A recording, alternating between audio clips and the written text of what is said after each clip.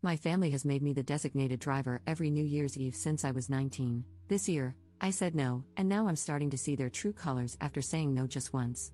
Posted by you/assignment United 2745. Hey Reddit, I, 26F, need some serious perspective. I'm starting to think I might be the jerk, but I still feel like I'm in the right lol. Every New Year's Eve, my family has a big party at my aunt and uncle's house, and every year, without fail, I end up being the designated driver. Don't get me wrong, I love my family, but it's starting to bug me. It's been like this since I was 19, even before I was legally allowed to drink.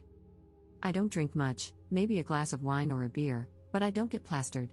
I'm fine with driving people home if they need it, but for the past few years, everyone expects me not to drink so I can drive them back.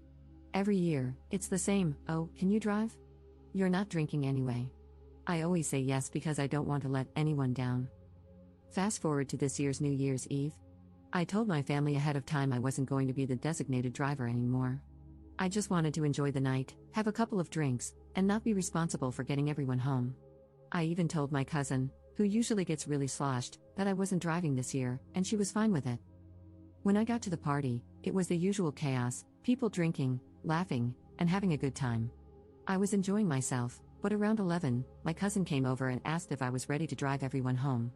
I reminded her I wasn't driving tonight, I was here to enjoy the party. She looked at me like I was crazy and said, "Come on, you always drive. Don't be a beach." Which, like, WTF? I tried to explain calmly that I wasn't being a beach, just that I wasn't going to be the chauffeur anymore. Then, my aunt overheard and pulled me aside. She lectured me, saying, "We all agreed last year you'd be driving. You know how much we rely on you. Everyone else is too tipsy, and Ubering is so unsafe. Just drive this one time, for the family." I felt a ton of pressure but refused. I told her I'm not their chauffeur and wasn't going to do it again just because no one else could figure out their own ride. My aunt got upset, saying I was being selfish and that we're family. She said I'm the only one who doesn't get too drunk, so it makes sense for me to help out. I told her I had already had 3 beers, so I wasn't even legally supposed to drive myself. That's when I snapped.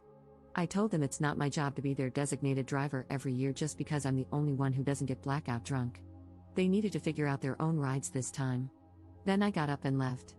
I felt bad walking out, but I didn't want to be a doormat anymore. I spent the rest of New Year's Eve at home, watching Netflix and eating leftover pasta with my boyfriend. My family texted me, calling me dramatic and selfish, saying I ruined the night. They said I was being super sensitive and that everyone was disappointed in me. Everyone's demanding an apology out of me now. And by the way, I got home perfectly safe by Uber. But anyway, Reddit, am I the jerk here? Relevant comments. Commenter. You are not the jerk. Your family is gross.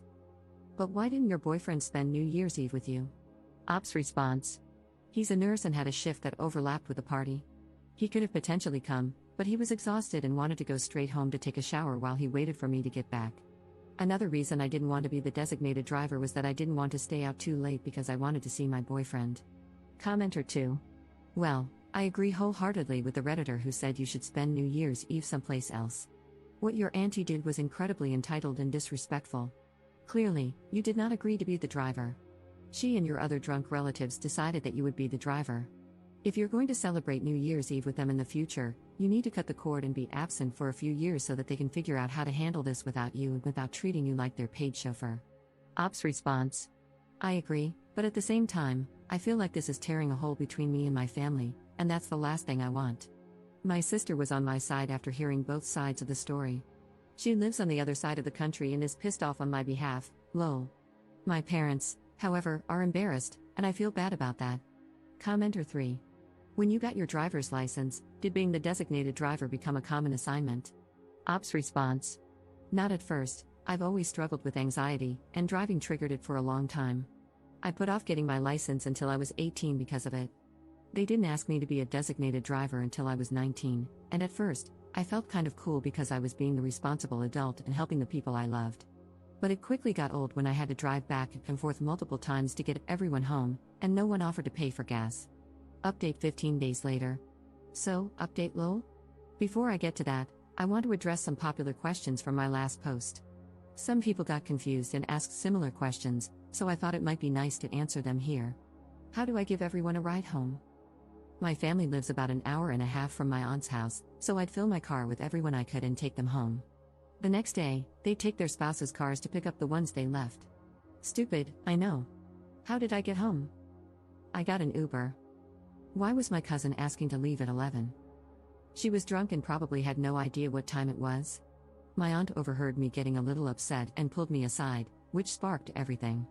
Now, the update.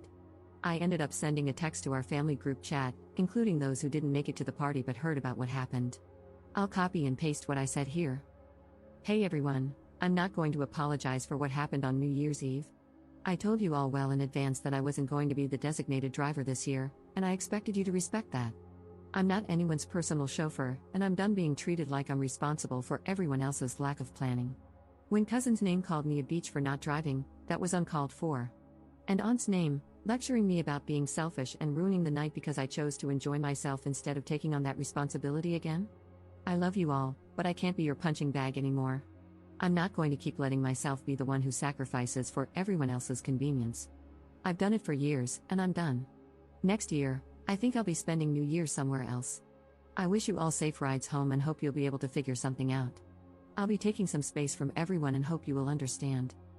I then made the painful decision of blocking my parents, who have been calling me terrible names and making me feel like complete crap since this happened. I never realized how dark my childhood was with all the gaslighting.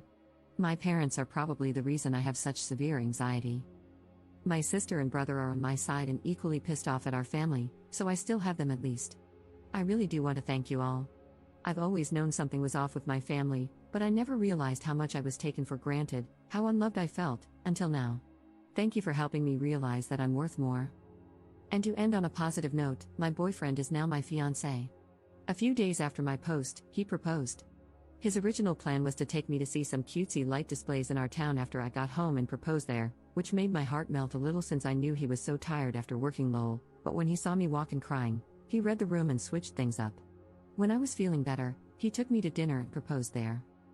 I have no idea how the wedding will go or if my parents will be there, but I'm excited to spend it with the people who love and appreciate me. Relevant comments. Commenter. Did anyone respond to the text? Ops response. I don't know. I blocked everyone who went to the party or asked me to be the designated driver, and then I removed myself from the conversation.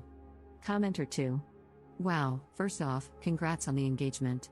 It sounds like your fiancé is a keeper, he's got that perfect read the room and propose when the vibes are right energy.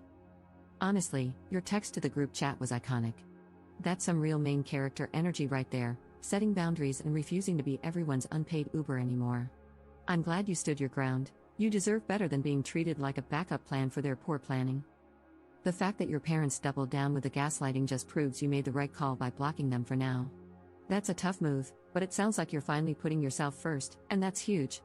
And shout out to your siblings for having your back, sounds like you all are the real MVPs of the family. As for the wedding, focus on the people who truly support you. You've already got your siblings and fiancé in your corner, and that's a solid squad. The rest can figure themselves out. You're starting this new chapter surrounded by love, and honestly, that's all that matters. Ops response. He's the best, he's always had my back with my family. He wanted to come with me to the party to support me because he thought they might act up, but I knew he'd be tired after working, so I told him not to worry about it. He also helped me write this post and has been reading all of your comments, lol, and he says hi. Commenter 3. Congratulations on everything. Please let your parents know that they are uninvited to your wedding until further notice.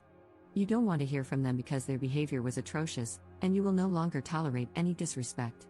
Ops response. They don't even know we're engaged. I posted it on my Instagram, but they no longer have access to that or my number.